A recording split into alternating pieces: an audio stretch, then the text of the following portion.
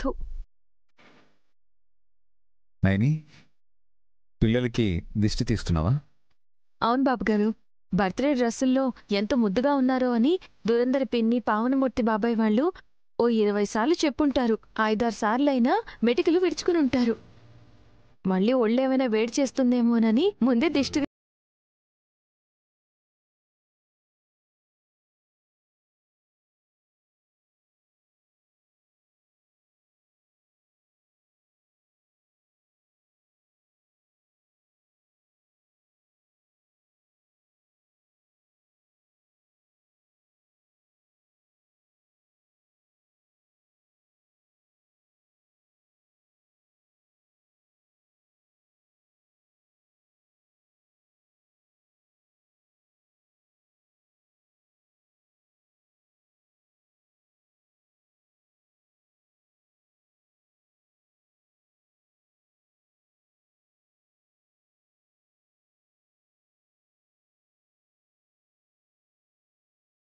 కూతురు సంగతి చెప్పట్లేదే?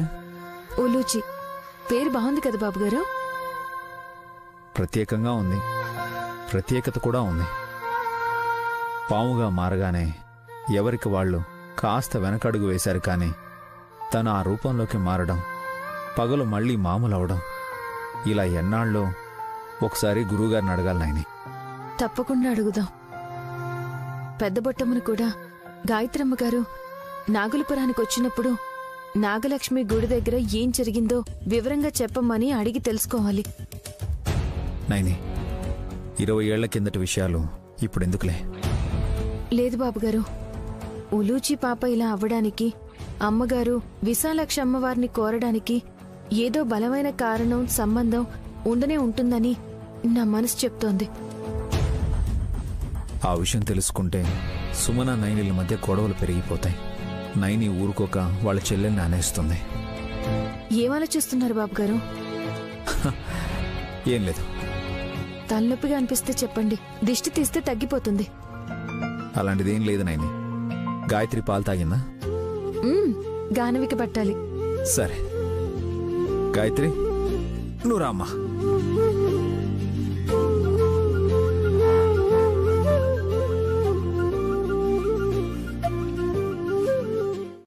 కోపడకు మావయ్య, అత్త ఏదో పని మీద వెళ్తున్నట్టుంది. అది నా పని కూడా కాదు వేష్. నీ మరదలు బ్యాంక్లో చెక్ డిపాజిట్ చేసొద్దాం అంది, తోడెళ్తున్నానంతే. సంచిలో డబ్బులేసుకుని వెళ్తుంటే ఎవరైనా వెంటుంటే మంచిదని అనుకోవాలి, కానీ చెక్ డిపాజిట్ చేయడానికి తోడెందుకో?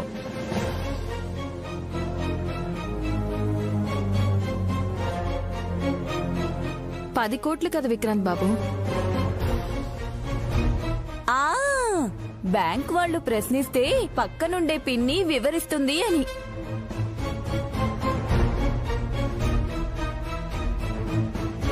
మమ్మీ, మరదలింకా రాలేదేంటి? డమ్మోడమ్మా, అమ్మొచ్చింది.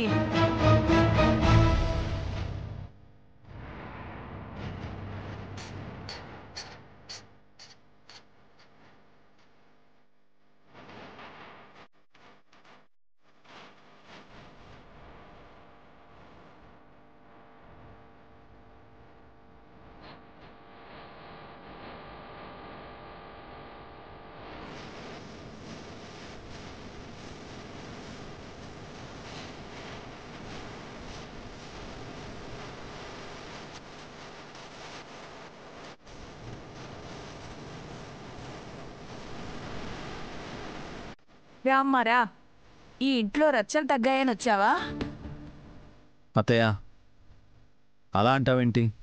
విశాలాక్షి వచ్చినప్పుడల్లా మనకు మంచే జరుగుతుంది. రివర్స్ అవుతుందేమో అనిపిస్తోంది. నేనొస్తుంటే ఎదురొచ్చింది కదా. నీ బిడ్డను ఎత్తుకుని ఎదురొస్తే నువ్వు బ్యాంకుకి వెళ్ళొస్తా అన్నావు సుమనా. కానీ ఇంతలోనే ఈ గారడి పిల్ల వస్తుందని అనుకోలేదు. నేను రాకపోతే బయటికెళ్ళిన సుమన మళ్ళీ తిరిగి ఇంటికొచ్చేది కాదు.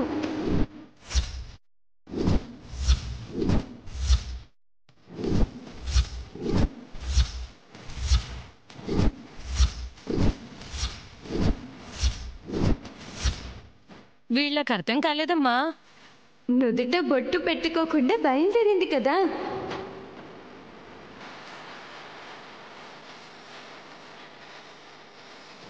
ప్రమాదం జరిగి కుంకుమ బొట్టు ఉండాల్సిన చోట రక్తపు ధార ఉండేది.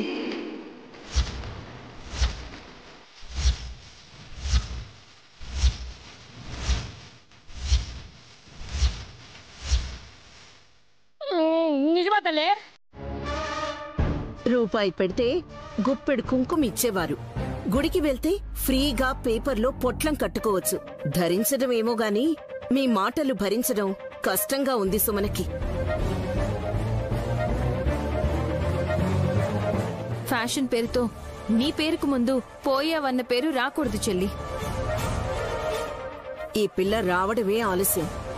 మన పనులింకా ఆలస్యం అయ్యేలా చేస్తుంది సుమన. ఉలూచిని నేను చూసుకుంటాను, నువ్వెళ్ళిరా. అలాగే అత్తయ్య. ఒక్క నిమిషం సుమన. తల్లి ఎక్కడుంటే బిడ్డ అక్కడుండడం మంచిది. పాపని కూడా తీసుకువెళ్ళు బొట్టు పెట్టుకున్నాక. బొట్టు పెట్టుకోవడమే కష్టం అనుకుంటే ఆ పిల్లని వెంట పెట్టుకుని పోవాలా?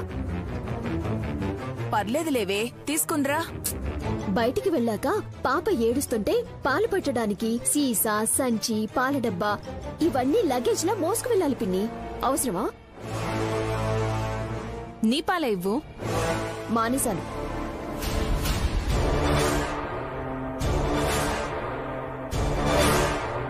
అదేంటి చిట్టి, పుండరి పుట్టి ఏడాదైనా ఇప్పటికీ నేను పాలిస్తూనే ఉంటాను.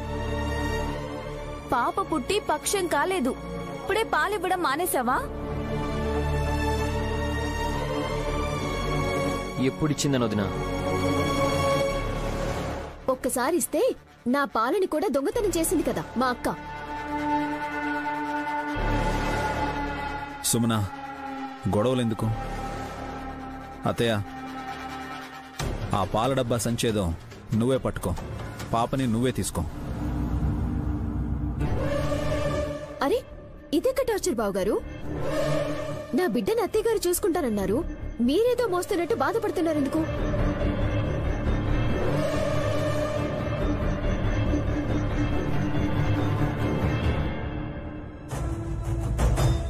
ఉలూచిని మీ అత్త కూడా మోయలేదు కాబట్టి చెప్తున్నాను.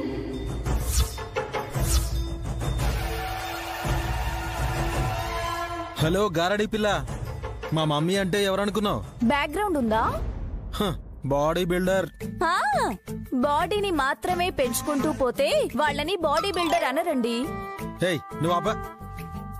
అరే, పొద్దున్నే ఎక్సర్సైజ్ చేసేటప్పుడు మా మమ్మీ 80 కేజీలు ఎత్తుతుంది తెలుసా? బయట గేట్ ముందు ఆవు పేడేస్తుంది, దాన్ని తట్టలోకెత్తి కల్లాపి జల్లితేనైనా మంచిది గాని ఇనుప పళ్ళాలు మోస్తే ఏమొస్తుంది? వంకాయ్. ఇప్పుడు వెళ్ళలేను. నుదుటి మీద ప్లాస్టర్ ఉంటే నా మొహం ఏంటి ఇలా ఉంది అని అనుకుంటారు.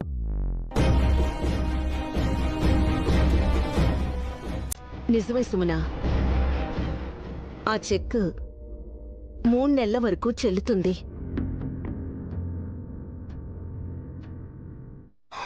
ఇలాగే వెళ్తే మీ మొహాలు చెల్లవనా?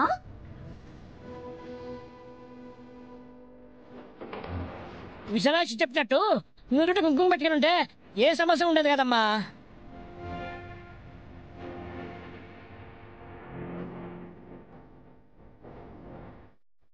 అవును, సింధూరాన్ని కుజుడు అని కూడా పిలుస్తారు. ఆయుష్ పెరగాలంటే నుదుట బొట్టు దిద్దాలి. అత్తయ్యకి నీరసం తగ్గాలంటే కుంకుమ కలిపిన నీళ్లను చిలకరిస్తే ఎవరైనా సరే త్వరగా కోలుకుంటారమ్మా. నువ్వు రామ్మా, హాల్లో పడ్డ కుంకుమని కడిగేస్తారు. అత్తయ్య, పాపను పట్టుకో.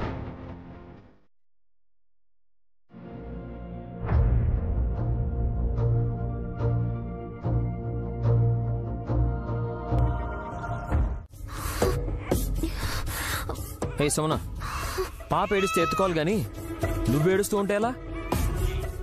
నేను పాప ఏడుస్తున్నందుకు ఏడవడం లేదు. నా మొహం ఇలా అయ్యిందేంటా అని ఏడుస్తున్నాను. ఓహో, దెబ్బ తగిలిందనా? అవును.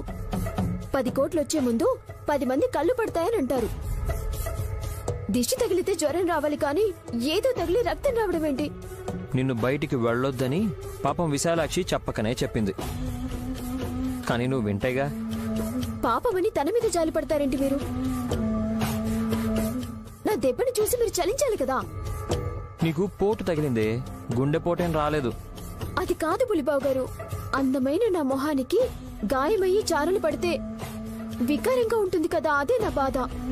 అసలు నువ్వు అందంగా ఉంటావని ఎవరన్నారు? మీరు మాత్రమే అనరు. నీ మొహం. దాని గురించి చెప్తున్నాను. నేను చెప్పేది కూడా విను.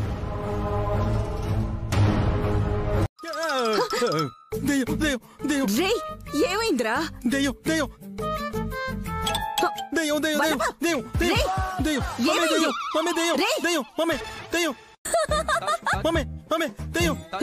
నేన్రా మీ అమ్మని.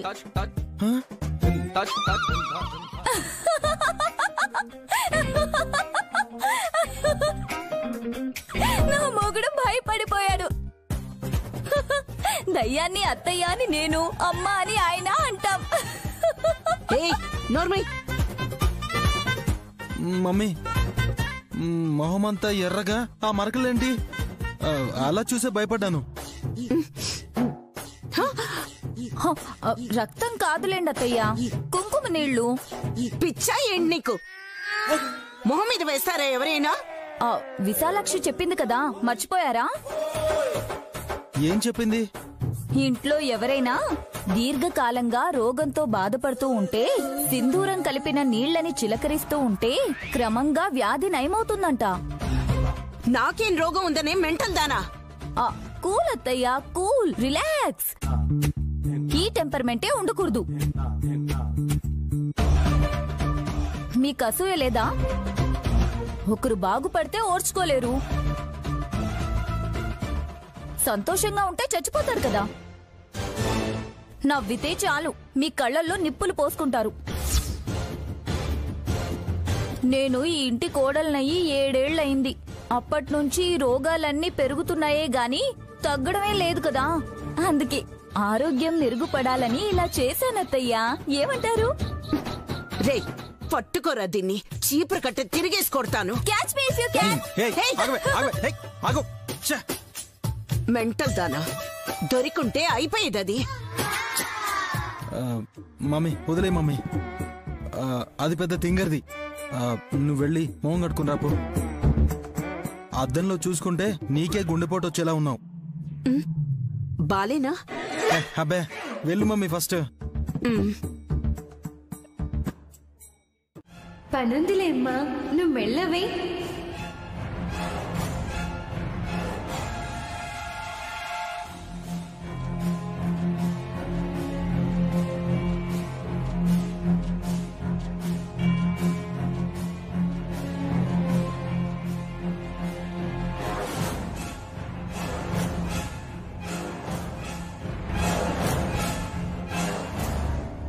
బాగుందా అమ్మా?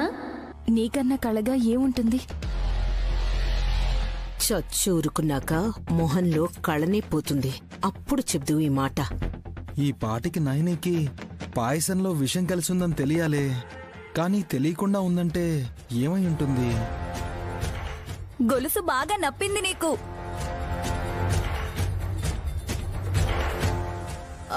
అలా అనకండి, తనే ఉంచేసుకుంటుంది. నా చీరకుంది కాబట్టి అది నాదే. తప్పకుండా నీకే ఇస్తానని చెప్పాను కదా సుమనా. అందరూ బాగుందనేసరికి నువ్వెక్కడ మనసు మార్చుకుంటావునని టెన్షన్ పడ్డాను. సర్లేరా, ఇలాగే కబుర్లు చెప్పుకుంటూ ఉంటే పాయసం చల్లారిపోతుంది. ఇంకెప్పుడు తింటారు?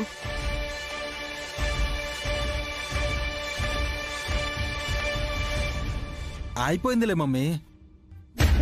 పాప ముచ్చటపడి గొంతుకి గొలుసేసుకుంది. ఇప్పుడు నోట్లో పాయసం పోసుకుంది. తినమ్మా బంగారం, నువ్వు తిను.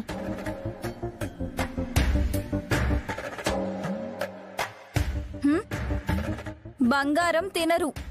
అరే ఏదో ప్రేమతో అలా అన్నానే, నువ్వు పెడతాలు తీయకు. విశాలాక్షి, నువ్వు ముందు తింటే వెంటనే అందరూ తినాలి అనుకుంటున్నారు. అందరూ ఒక చోట ఉన్నప్పుడు ముచ్చటగా ఉంటుంది కదా నాన్న. మర్చిపోయాను, ఎప్పుడు తింటాను.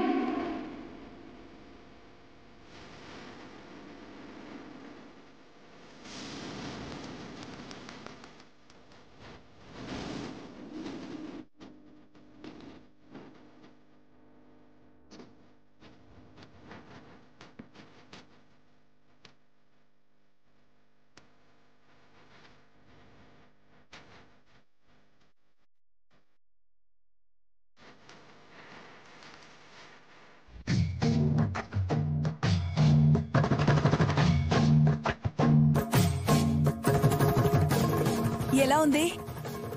స్వర్గమే. కాసేపట్లో అక్కడికే వెళ్తావులే.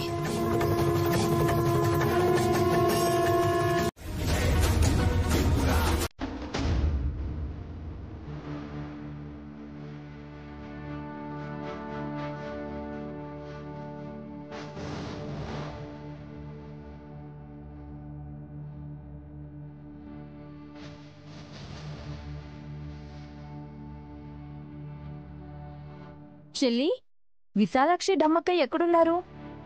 విశాలాక్షి అక్కడుందక్క.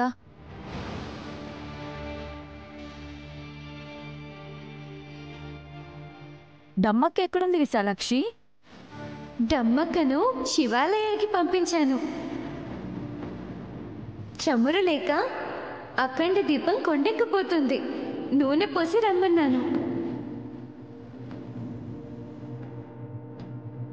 కొండెక్కేది దీపం కాదు విశాలాక్షి, నువ్వు. అది కొండ కాదు మమ్మీ, పాడే అనాలి. బానే తెలుసురా నీకు. బెడ్ మీద పడుకోకుండా ఇక్కడ చాపేసిందేంటి? ఆ డమ్మక్కకి ఏమీ తెలీదు. లే విశాలాక్షి, గదిలో పడుకుందు గాని. మంచులో నిద్రించేదాన్ని. మంచం ఎందుకు నాకు? మంచు అంటుందేంటి మమ్మీ? చచ్చిపోతే ఐస్ బాక్సులు పెడతారు కదరా. ఓ, గారడి పిల్లకు తను పోవడం కన్ఫర్మ్ అని తెలియకపోయినా దేవుడు అలా మాట్లాడిస్తున్నాడు. ఆ దేవుడు శివుడు అనుకోవచ్చా మమ్మీ? విశాలాక్షి, కనీసం ఇక్కడ బొంత కూడా లేదు. ముట్టి చాపేసుకుంటే పక్కటెముకలు నొప్పెడతాయి. ఈ దుప్పటైనా వేసుకో. తల కింద దిండు పెట్టుకోమ్మా. ఏమొద్దమ్మా, నేను పడుకుంటాను. నాకు నిద్ర వస్తుంది.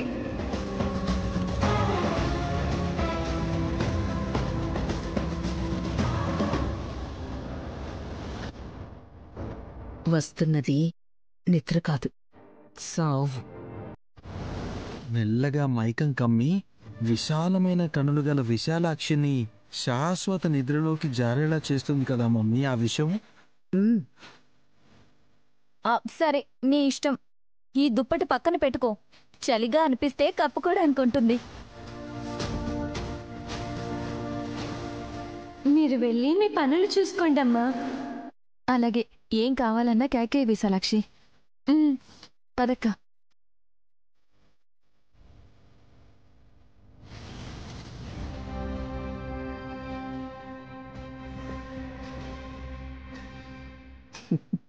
కేకేసేది ఈ పిల్ల కాదురా.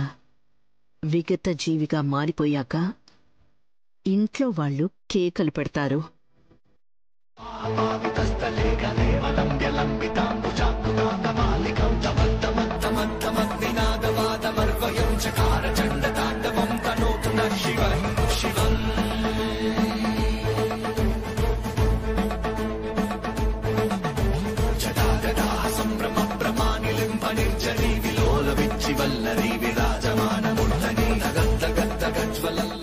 అయ్యో అమ్మ, పసిపిల్లలు దేవుళ్ళతో సమానం. నా పాదాన్ని తాకించావెందుకు? నువ్వు దేవతవనుకుందిలేమా అక్క.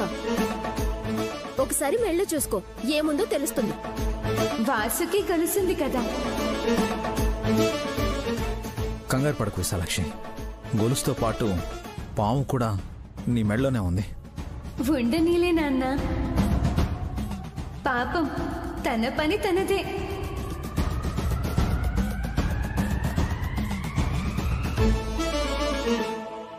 అరే అయ్యో అమ్మ సోదరి, నువ్వు మహేశ్వరులా మెడల పాములు నీకు అది కట్టగలదు.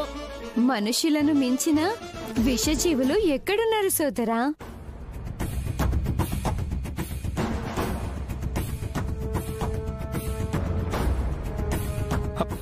ఆ పాము పెద్ద బొట్టమే, దీపం చెప్పండి వదినా. అవును చెల్లి. పెద్ద బొట్టమ్మ, విశాలాక్షి మీద నుండి కిందికి దిగు. దిగటం లేదు.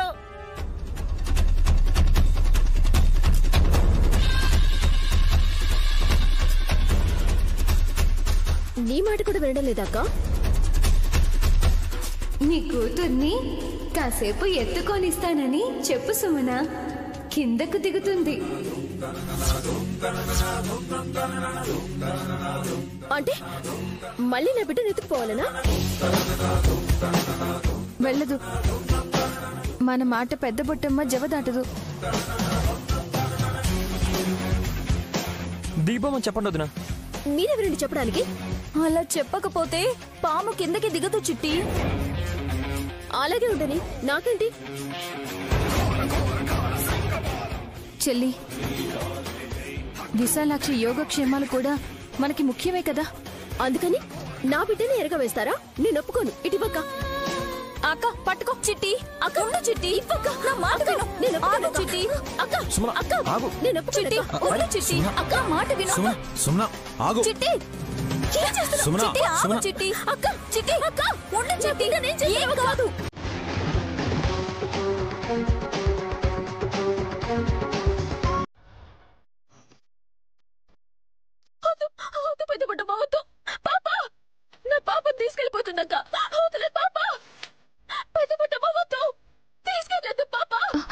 ఎక్కడికి వెళ్ళదు చెల్లి. నువ్వు మాట్లాడక. ఈ పిల్ల మాటలు విని నా బిడ్డ నాకు దూరం చేయకు. అసలు పెద్ద పుట్టమ్మ విశాలాక్షికి ఎలా కనిపిస్తుంది?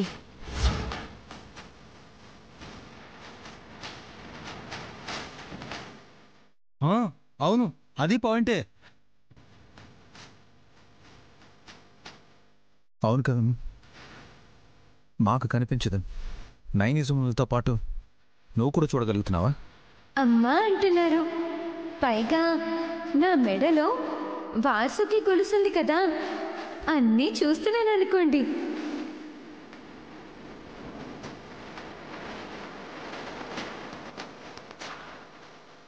వదిలేక. చిట్టి నా మాట విను. చిట్టి ఇచ్చే ఆ గొలుసు ఇచ్చే ముందు.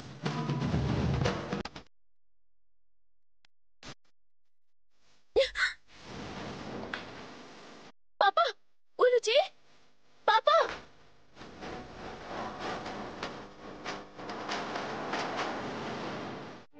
పెద్ద బొట్టమ్మ ఊలూచిని ఆడించి తిరిగి ఉయ్యాల్లో పడుకోబెడుతుంది. ఆ తర్వాత మీరు ఆ పిల్లను ఎక్కడైనా దాచిపెట్టి ఆ నిందను విశాలాక్షి మీద వెయ్యగలిగితే మిగతాదంతా కర్మానుసారమే జరుగుతుంది. ఈ ఆలోచన బాగుంది స్వామి. అంటే ఇప్పుడు చీకటి పడింది, పసిపిల్ల కాస్త పాము పిల్ల అయి ఉంటుంది కదా. ఇది కూడా నిజమే స్వామి.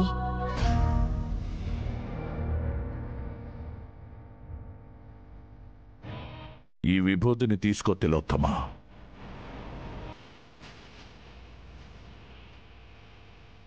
ఉలూచి మీద చల్లితే స్పృహ కోల్పోతుంది. అక్కడి నుంచి తనను తరలించండి. తీసుకో మమ్మీ.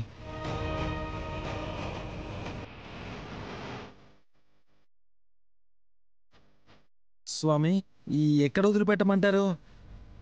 ఇక్కడికి తీసుకురమ్మంటారా? వద్దు. నాగయ్య విషయంలో ఏం జరిగిందో మీరు చూశారు. తన బిడ్డనలా చేశారంటే మీరు బలైపోతారు. అయితే వద్దులే స్వామి. తీసుకెళ్ళి ఎక్కడైనా విడిచిపెడతాం. మెలకు వచ్చి చూస్తే తనకి దారి కూడా తెలీదు. మీ ప్రయత్నం మీరు చెయ్యండి, మిగతాది దైవాంశ సంభూతమే.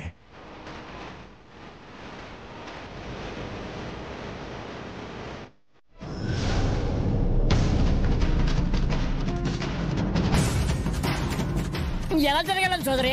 మావయ్య, అరే ఇక్కడ మనం తప్ప పరాయి వాళ్ళు లేనే లేరు. ఆ గారడి పిల్లని నమ్మావంటే మనందరినీ ముంచేసిపోతుంది. జాగ్రత్త. మీరు ముంచకపోతే చాలు. మమ్మీ చూసావా ఎలా అంటుందో? ఎందుకలా అంటుందో అడగమని చెప్పాలి. నిన్న రాత్రి ఉలూచి లేకపోతే అప్పుడెందుకు సుమన గోల చేయలేదు? మీ అమ్మ ఎందుకు ఇప్పటిదాకా ఊరికే ఉంది? పాపని పెద్ద బొట్టమ్మ ఇచ్చేసి వెళ్ళిందనుకున్నాను. ఇవ్వలేదు.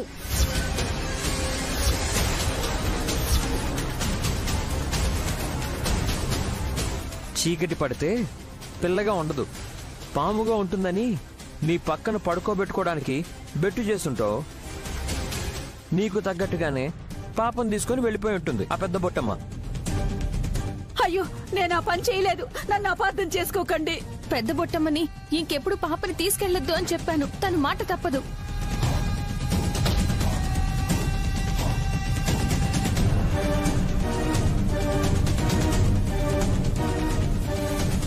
మనసులో మనమే వినం, పాములు వింటాయమ్మా.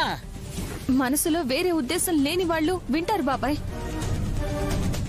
ఇప్పుడు ఎన్ని మాట్లాడుకున్నా లాభం లేదు. ముందు పాప ఎక్కడుందో వెతకండి.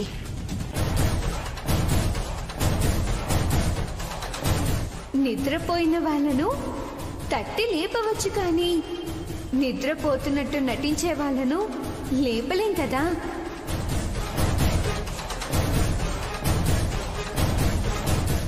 ఇప్పుడు ఆ మాట ఎందుకు చెప్పాల్సి వచ్చింది? ఏమీ ఎరగనట్టు మాట్లాడుతున్న మిమ్మల్ని చూస్తే ఆ మాట చెప్పాలనిపించింది.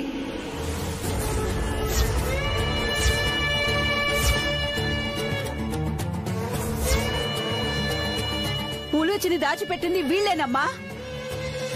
నువ్వు అంచాలు. నా కోరలతో వీళ్ళ ప్రాణాలు తీసేస్తాను. చెప్పాను కదా నాగులమ్మ, అంతా విధి విధానుసారమే జరుగుతుందని. విశాలాక్షి, పెద్ద బొట్టం అయితే మాకు కనిపించడం లేదు. నువ్వు ఎవరికేం చెప్తున్నావో తెలియడం లేదు. ఎవరిని బొడ్డి కొట్టించాలని చూస్తున్నావు? ముందు నువ్వు ఇంట్లో ఉండదు, బయటికి పో. సుమన, తనేం చేసింది? చూస్తూనే ఉన్నారు కదా బావగారు. ఇక్కడ పెద్ద బొట్టమ్మ లేకపోయినా ఉన్నట్టు మాట్లాడుతోంది. నా కూతురు ఇక్కడ అని అడుగుతుంటే సమాధానం చెప్ప.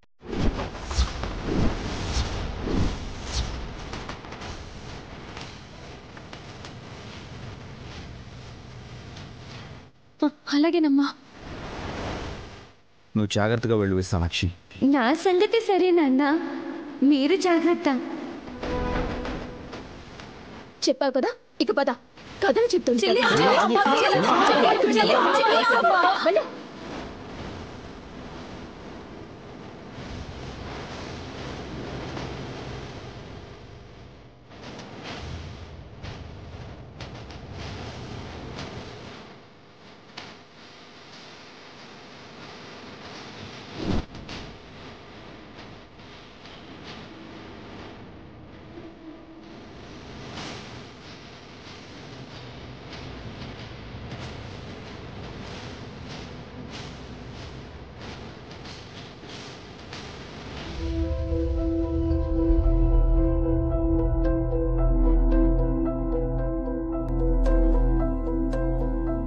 ఎంత పని చేసావో తెలుసా నీకు? సాక్షాత్తు విశాలాక్షి అమ్మవారినే ఇంటి గడప దాటించావే. ఆ తల్లి చెయ్యి పట్టుకున్నందుకు గత జన్మలో నువ్వేదో పుణ్యం చేసుకున్నావని దయ తలచి నిన్ను విడిచిపెట్టి వెళ్ళిందే. లేదంటే రెప్పపాటులో నిన్ను బూడిద చేసి పారేసేది.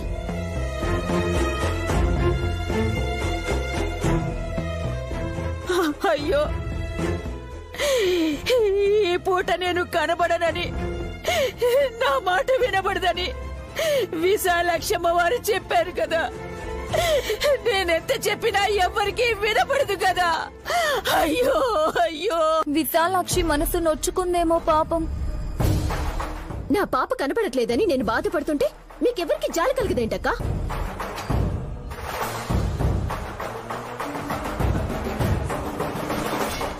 విశాల్ బ్రోని నైని వదిన్ని 2 రోజులు గడప దాటొద్దని విశాలాక్షి చెప్పి వెళ్ళింది. దాని గురించి ఆలోచిస్తున్నాం. అర్థమైందా సుమన? ఇక్కడ ఎవరి స్వార్థం వారు చూసుకుంటున్నారు.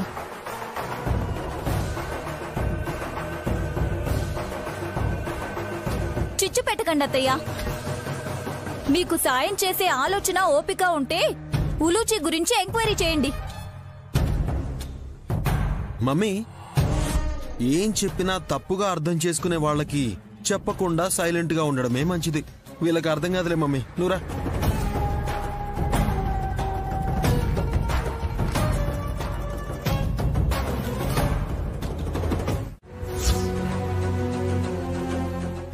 అరే, ఉలూచిని ఎక్కడ పెట్టామో ఎవ్వరికీ తెలీదు.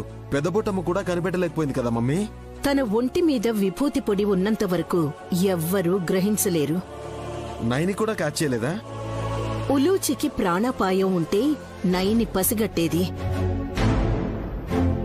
పగలు ఆడపిల్లగా మారినా దాని ఏడుపు ఎవ్వరికీ వినిపించని ప్లేస్లో పెట్టాం కాబట్టి ఎవ్వరూ జాడ చెప్పలేరు. అలా చేయడం వల్ల మనకి బెనిఫిట్ ఏంటి మమ్మీ? నయనికి గాని విశాల్కి గాని ఈ 2 రోజులు కాలదోషం ఉందని అఖండ స్వామి చెప్పారు. శివభక్తురాలు విశాలాక్షి కూడా ఇంటి గడప దాటొద్దని చెప్పింది కూడా అందుకే. అర్థమైంది. ఉలూచి కోసం ఎవరు ఇల్లు దాటినా వాళ్ళు శ్మశానానికే.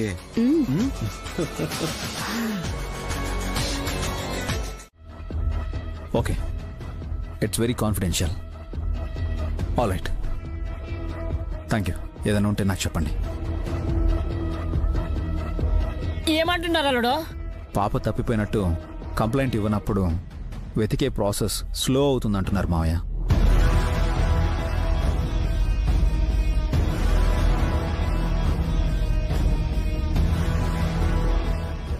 కంప్లైంట్ ఇస్తే పోలీసులు రంగంలోకి దిగుతారా?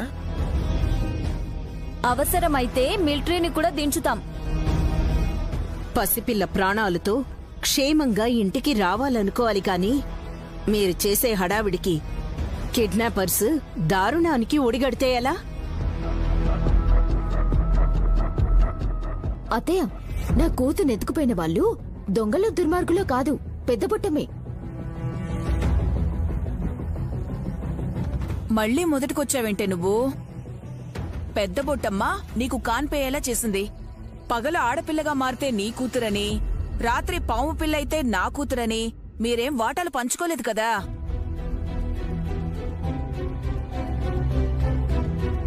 ఆ కండిషన్ ఒప్పుకున్నా బాగుండేదేమో. ఎక్కడున్నా తెల్లారేసరికి పాప ఇంట్లో ఉండేది. ఇంట్లో ఉన్నదాన్ని బయటికి తీసుకెళ్తే బయట ఉన్నదాన్ని ఇంట్లోకి తీసుకురావాలనుకుంటున్నారు. అంబా శివశంబా. అయ్యా ఎద్దులయ్యా, నువ్వు సంబంధం లేకుండా మాట్లాడద్దయ్యా. పెద్ద మాత, నేనున్న దాంట్లో తప్పుదా ఉన్నదా?